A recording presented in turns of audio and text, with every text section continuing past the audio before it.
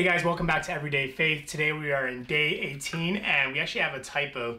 I don't know if you'll be able to see this if I hold it up here, but today's scripture, it says Joel 2, but that's actually the one that I think we used on day 15.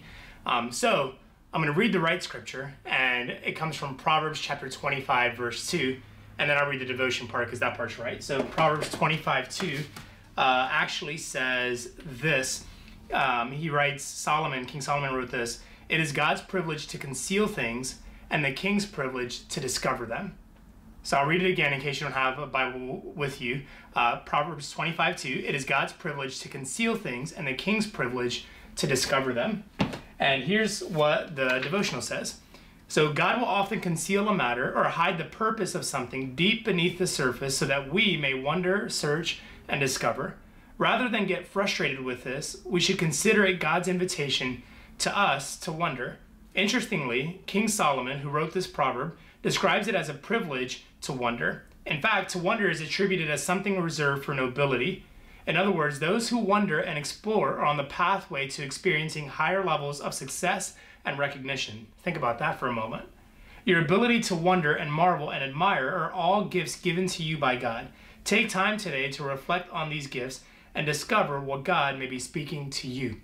Now, I'll talk about the good in just a second, but I've got to be honest, and maybe you're kind of like me, but sometimes I get frustrated because I'm very type A, and so I like to know not so much the plan, I just want to have it be black and white. I don't, I'm flexible, so if things change or adapt, I'm good. But for me, what I like is just clarity. I don't like ambiguity. I don't like, kind of passive aggressive or kind of indifferent. I don't know, what do you want? It's like, no, just tell me what you want or tell me what it is, and then we'll go do it or we'll go get it done. And that's my makeup. That's how I'm wired. And so there's this element of this that kind of is frustrating because it almost kind of feels like God is playing hide and seek according to the scripture. That is God's desire to conceal a matter, and it's the king's privilege to discover and search for it. But I'm kind of like, why? Like, why don't you just say it, God? Just tell me straight up. What's the meaning? What's the purpose? What's the reason behind this? What's the understanding that I'm supposed to walk away with? And then we can just be good. We can be straight. We can kind of go forward and things will be fine. But that's not exactly, if you followed Jesus for any period of time in your life, that's just not exactly how God works. In fact, it's more often than not, he will kind of not bury something, but he won't reveal the full understanding or the full meaning or the full intent because he wants us to search. And the answer ultimately is always found in him. So if we search, we're going to go deeper in our relationship with him. We're going to press further into our connection with him. We're going to grow in our intimacy with him. And so this idea of ambiguity, in a sense, is to spark wonder. It's to kind of create this, well, what's there? Why did that happen? What was God trying to do? Why was he trying to grab my attention in that way? And that can be challenging. It can be frustrating.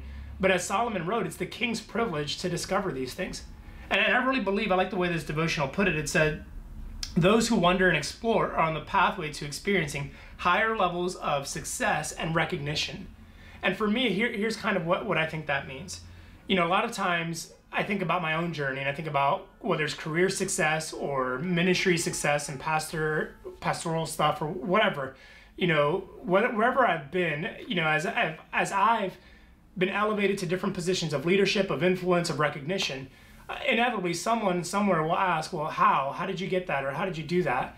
And I often come back to, well, I just persisted at it. I just kept going forward, and I just kept moving things forward, and I kept asking, and I kept searching, and I kept discovering, and I kept learning, and I kept growing.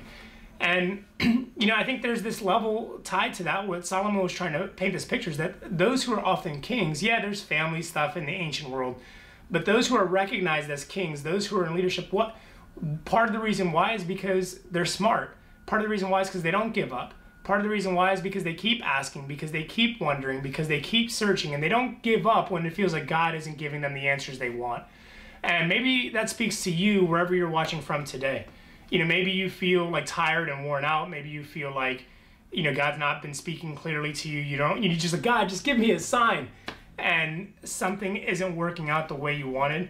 And so you don't know what to make of it. You don't know what to do with it. But I just want to encourage you, and I want to challenge you really to keep pressing, to keep searching. That recognition, that honor, that understanding, that the credibility comes on the other side of wonder. And so I want to encourage you to keep wondering, to keep pursuing what God has for you, because in that you will not only find the meaning, the purpose, and the depth of it, but you'll also experience the recognition and the success that God ultimately intends to bring your way. So hope that's an encouragement to you guys today. Hope that you have a great Tuesday and that things go well for you. We're 1 week away from Christmas, which is really exciting, and I'll be back here tomorrow morning with you guys. See you then.